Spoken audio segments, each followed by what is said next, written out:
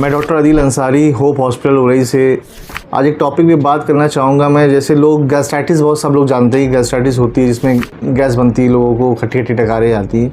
आज मैं एक टॉपिक है उससे रिलेटेड है जो कि कोलाइटिस। ये बहुत कॉमन प्रॉब्लम है, खासकर उरई की जनता में। मैं पिछले 4 साल से देख रहा हूँ कि ये पेशेंट धीमे धीमे करके बढ़ते जा रहे हैं। अच्छा, बढ़ते ऐसे जा रहे हैं कि लोग पहले दिखाने आते थे, उनके साथ वाले ही सब प्रॉब्लम से ग्रसित हैं। सबका पेट ख़राब रहता है, सबको बार बार पॉटी आती है, वो खाना खाते हैं जैसे वैसे पॉटी जाते हैं, फटी फटी और ना बंदी हुई लेटरिन आती है उनको, बार बार फ्रिक्वेंटली हो जाते रहते हैं। तो वो बड़ा परेशान रहते हैं, खासकर प्रैक्टिशनर से दवा लेकर, सिप्लॉक्स है, मेट्रो है, इस तरह की दवाएं, एंटीबायोटिक्स खाकर वो अपना काम चलाया करते हैं, क्योंकि उसमें बहुत ज़्यादा अवेयरनेस लोगों को नहीं है और डॉक्टर भी बहुत ज़्यादा इसके बारे में बहुत ज़्यादा नहीं जानते।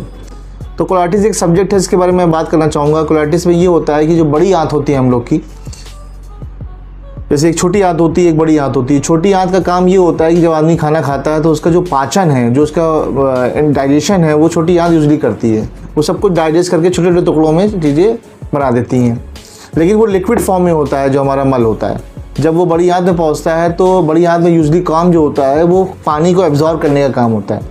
जब पानी एब्जॉर्ब होता है या न्यूट्रिशन को जब एब्जॉर्ब हो जाते हैं तो आखिरी में वो लेटरिन नुमा वो बन जाते हैं। लेकिन अगर उसमें इन्फ्लेमेशन है, यानी कि सूजन है अगर बड़ी आंत में, तो वो तुरंत वो छोड़ देती है लेटरिन कि वो आदमी।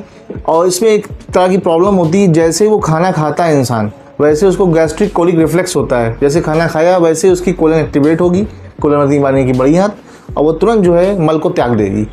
तो उसको यही प्रॉब्लम होती है कि पतली पतली लेटरिन आती रहती है और वजन जो है उसका घटता जाता है और वो कमज़ोरी महसूस करता है। इसका डायग्नोज बनाना बहुत इंपॉर्टेंट है। डायग्नोसिस यूजली हम लोग ये है, वो क्लिनिकली डायग्नोसिस ज़्यादातर होती है कि पेट पे हाथ रख के देखा और हम लोग समझ जाते हैं कि कोलोनी इसकी फुलनेस है या थिकनेस है।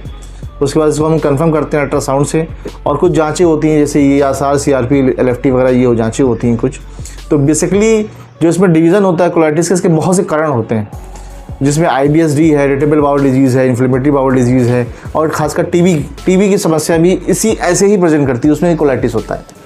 और एक बहुत ख़तरनाक बीमारी है जिसमें कैंसर है, कैंसर के सिम्टम भी सेम आते हैं।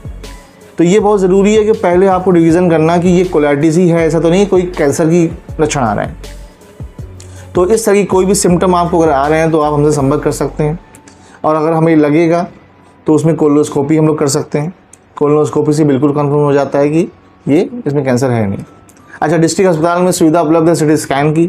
अगर कुछ हम लोग को कुछ मांस या कुछ ऐसा गांठ कुछ फील होती है अल्ट्रासाउंड में, या कुछ पाल्पेट होती है एब्डोमेन को छूने में, तो हम लोग सिटी स्कैन का भी हम लोग यूज़ कर सकते हैं। सिटी स्कैन अपने मेडिकल कॉलेज में भी अवेलेबल